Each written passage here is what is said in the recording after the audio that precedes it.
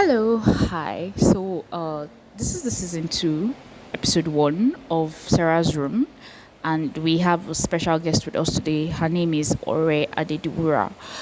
So, we're just going to get into it. Today's topic is on feminism, and it would be a very wonderful thing if you could just come with us because after the whole topic, we have a list of books for you. So, do enjoy the podcast, and here we go. Are loyalists Yes, to their religion. The reason they practice those religions is because they believe, in it. yes, in its values, in its, and if a religion perpetuates Some of the unique challenges that Nigerian women face. are you already recording? Yeah, I want to start from here now. So, what are some of the unique challenges that Nigerian women face in their pursuit of gender equality? The most common one that I've seen, Mm. actually in rural communities, is shaming that woman, making her feel like she's becoming too Western. You hear Yes. things like, Koyeko one Nigerian buying. Mm. I've seen a situation wherein a husband was telling the wife that you shouldn't have been living in Nigeria, then you go to America. That's where they have such mentality. So it's not that they don't recognize that these are the issues, but they feel like as Africans, this is who we are. So I think for me, that's the number one issue: shaming, making them feel like they're out of place or what they're pursuing is unrealistic. People tend to say that as well, that kò lè ṣẹlẹ̀ in Nigeria, Yes. making statements like that that's impossible. You are just deceiving yourself. Yes. I feel that is also kind of rooted in the culture because we have a culture that is based on the respect of elders, regardless of whether the elder is right or wrong. And in the home setting, in marriage settings, men are looked at as the head of the home and should, as always, be respected, regardless of whether or not he's doing things that deserve that respect. Yeah, I agree. I agree with you. And also, we should also look at the point wherein there's this indoctrination. Let me use that word. It sounds very religious, but let me use that word. That this indoctrination from a young age, from the homestead, even by women. And what you said about elders, respect of elders, also brought up that thought process for me, because you see women, elderly women, also championing this inequality. And I think sometimes I see it from, as my mother would say, that many of these women are coming from a bitter place. Things that they did not enjoy in their marriage, in their homes, growing up. Maybe their parents were biased to their brothers, and then maybe their son's wife is now pro-equality, and then you now say, things that me I did not enjoy. This is the status quo. They want to ensure that it remains that way because other women should not enjoy what they did not enjoy. The need to make everybody Equal, on the same level. Like, if I did not get this, You too cannot have it. cannot have it. And I think this is where a lot of women need to have a work on themselves. They really need to have a work on themselves. Because if we say women for women, and it's women too that are pushing this. Yes. Like me now, as a mom of this boy, I say it all the time. My son's wife will enjoy, because I will raise him up in a way that he would understand the essence of equality. That's how life should be. It's not that you are doing the woman a favor by making her feel equal to you. No, she is actually equal to you in every sense. The only point where we can say, okay, she might not be equal is in maybe physical strength, which is fine. Which is okay. She might not be equal to you in physical strength, and that is why you must even treat her good. So I think we've kind of digressed from the issue, but it's all in line. Many women face rejection as well. They face rejection even from their family members. You hear mothers tell their daughters to stay in toxic marriages, stay in abusive marriages, because that is how life is. And they make them feel like their standards or their expectations are unrealistic. So rejection, if they eventually leave the home, the parents will tell them, oh, you don't have any place with me here. You cannot leave your husband's house and come on. Yes. And then another one is they stop trying to be more than. There's this level of expectation that is placed on a girl, and you cannot exceed that expectation. Like if you go ahead, you go to school, you have a BSc, sometimes they'll tell you, okay, stop there, don't read further, don't. What do you want to do with do you understand? What do you masters or PhD? Do you understand? Don't, so that you don't threaten a man, or if a woman wants to get a car before she's married, or she wants to buy a house, you hear things like, will you see a husband like this? Like the husband don't do things that will threaten the man. The man. Don't be more than the man. And it's terrible. It's terrible. Anyway, so since we've actually handled that question like in a way that could actually, we've highlighted the challenges that women face as regards to feminism, what would be your own advice to women, or what is your own form of micro-feminism that you would say you do, or that you would advise other women to try out? Okay. So my microfeminism, this is the first time I'm hearing the word microfeminism, but it makes so much sense. My microfeminism is, I teach sometimes. So what I do is I like to pick the brains of the children. I speak to them, we can have like a group setting, and I talk to them about, the dangers of gender inequality, gender discrimination, and I put it in situations that they understand, everyday situations, and then I escalate the situations, and then the reality, you see the change in the boys' face, and it's so, gender inequality is so ingrained in our culture, in our system, that these situations, these girls are already facing those situations, so they don't find it surprising. But those boys, when you paint those situations, it now dawns on them that, okay, so this is what is going on. This is what has been happening. Gender discrimination. Oh, this is what gender discrimination is. It's so bad that they don't even know what gender discrimination is. So, and when someone does not know something, that thing is, how would I put it? Let me use the Bible. Where there is no law, there is no sin. There's no sin, yes. Exactly. So when a person does not know something, they don't know when they are offending, when that thing is wrong. So one thing I try to do is spell gender discrimination out to kids. Spell it out to them in plain, simple terms. And I try to do a sort of reverse orientation on learning process for them, and then now begin to teach them and tell them about the advantages, the benefits of equality. Like for an example, when I was teaching a junior secondary class, and one of them was like, oh, it's good to marry more than one wife, blah blah blah. It comes from the Polygamous Muslim, mind you. And I heard the arguments between he and his classmates, and I just went and I was like, hi guys, and we talked and talked and talked, and then I said, so you can imagine when you married like 2 or 3 wives and they are fighting, they beat each other up because of you, how will you feel? It was like, that's what they do now. I was like, so you think that's okay, that's normal? I said, okay, now let's escalate this. Let's imagine you have your child, and then you have a girl, and she gets married, and her husband marries another wife, and this wife is more terrible than your daughter.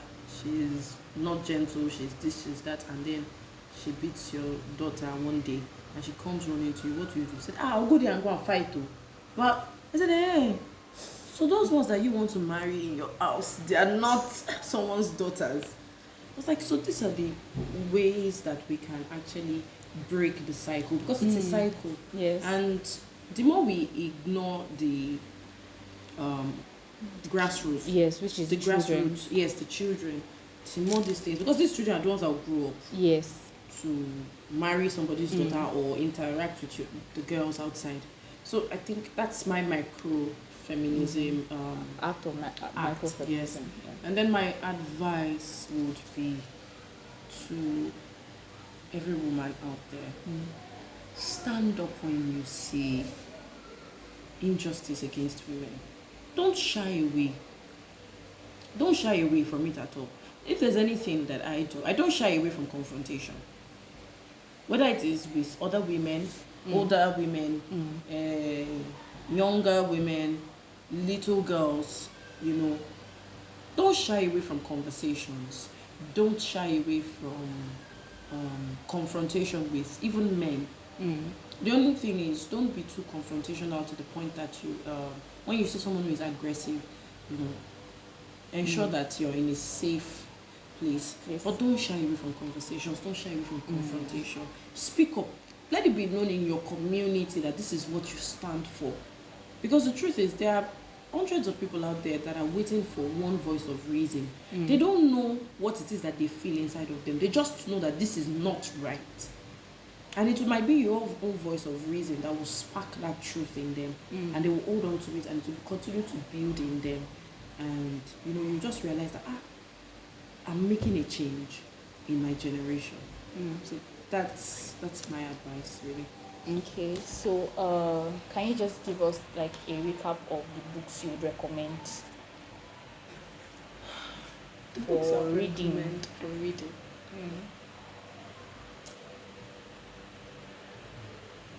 I've read quite a few books, but the problem is right now I can't really remember their titles.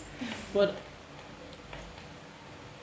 to recommend, is it for feminism or just for leisure? For leisure purposes. Okay, for leisure. For leisure purposes. Okay.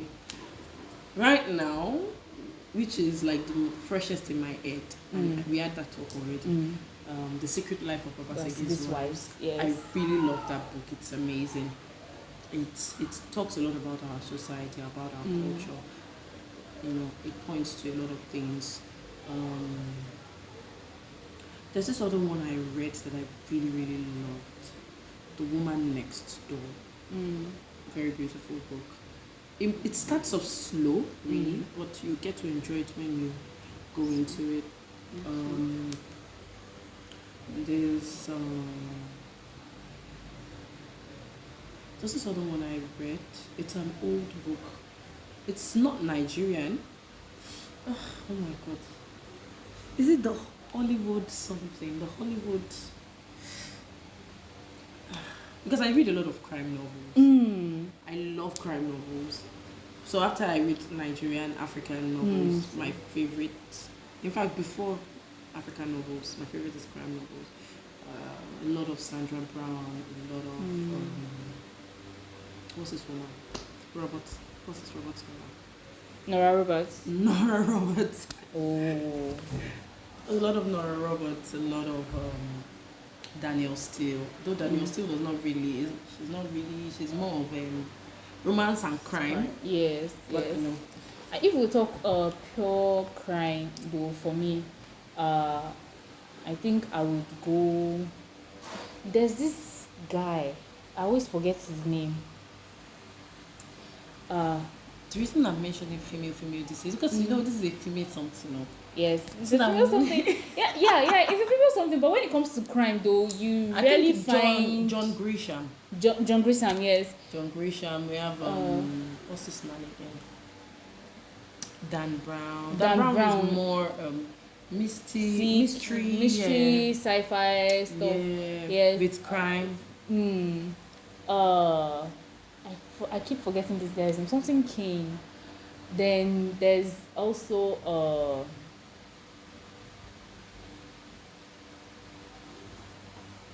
there's Alfred Hitchcock. There's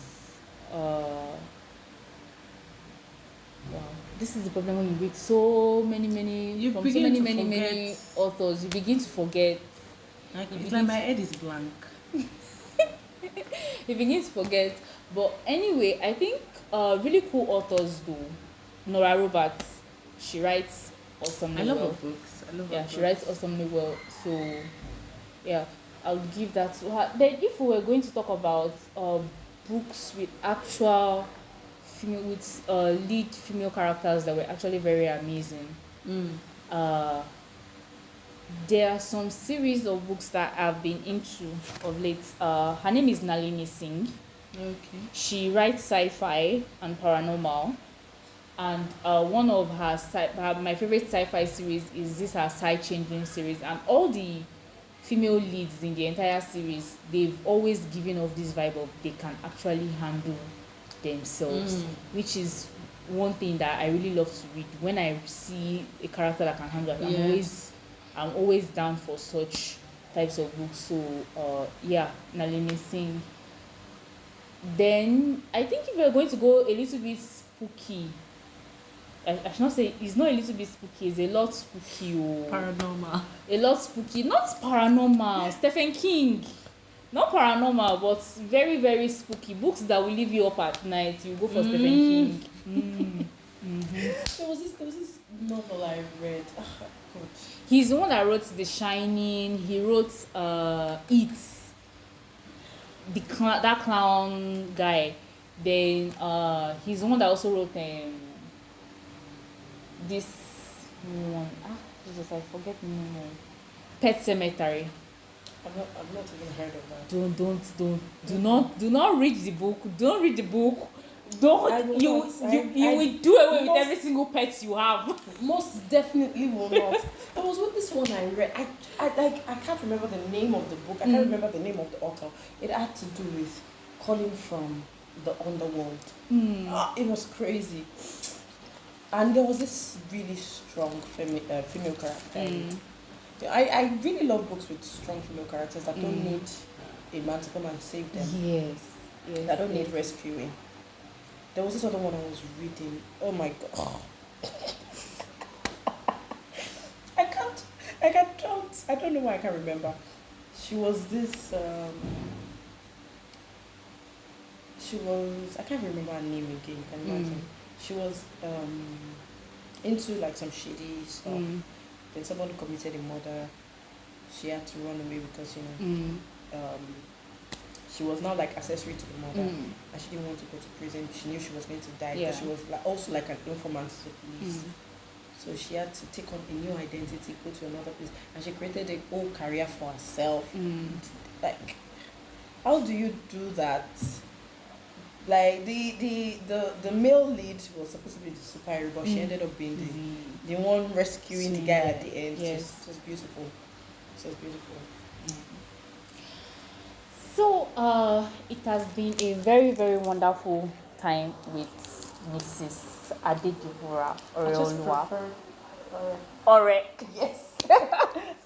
I don't like that. The titles. Yeah. No. We've been with Ore so far. So Ore has been a very very wonderful person to me. She has in terms of, I usually like being friends with people who will push you to be the best you can possibly be. And Ore has, in her own little way, she has been trying. Yay. Even though our attention is usually on so many things at the same time. It's not easy. But she really puts in her best. We'll have her on a later podcast because she's also coming back for another episode where we wanted to, because there's a very big topic that I wanted us to treat on the education system in Nigeria. So, and Ora is one of our educators, even though she's not a serious educator, but she's an educator. So we'll definitely have her back then. So look forward to seeing her again. Yeah. So I hope you did learn something from today's podcast. I think we've given you like a whole list of authors and books you can just try to read up on. Finally, book of the week, though I don't think you'll be able to finish it in 1 week. but book of the week should be Rebirth of the 5-Star General. It's more of like a Mulan series. You said book of the week. You just said that book is 8,000 pages. Don't worry, you can do it. Book of the month. It's like book of the month. No, don't worry, you can do it. Anytime you want to stop, just remember me telling you can do it. I believe you. I believe you can do it. You can do it. You'll find it at on Z Library. So you just go to zlibrary.net on Google, and then you should see it there. And in case you don't see it there, it should also be on oceanofpdf.com. So just search for it using oceanofpdf.com. And in case you still cannot get it, please do DM me on X app. Though I like to call it Twitter because it's not me that will call it X. But formerly known as Twitter. Formerly known as Twitter. Just DM me on Twitter for me to send you the EPUB file, because I have the EPUB file. But if you need it in PDF format, I can also make it for you in the PDF format. So either way, we are good. So that will be the end of today's podcast. Thank you, Ore, very much. Thank you for having me. I'm shy. So till next time, we are saying goodbye.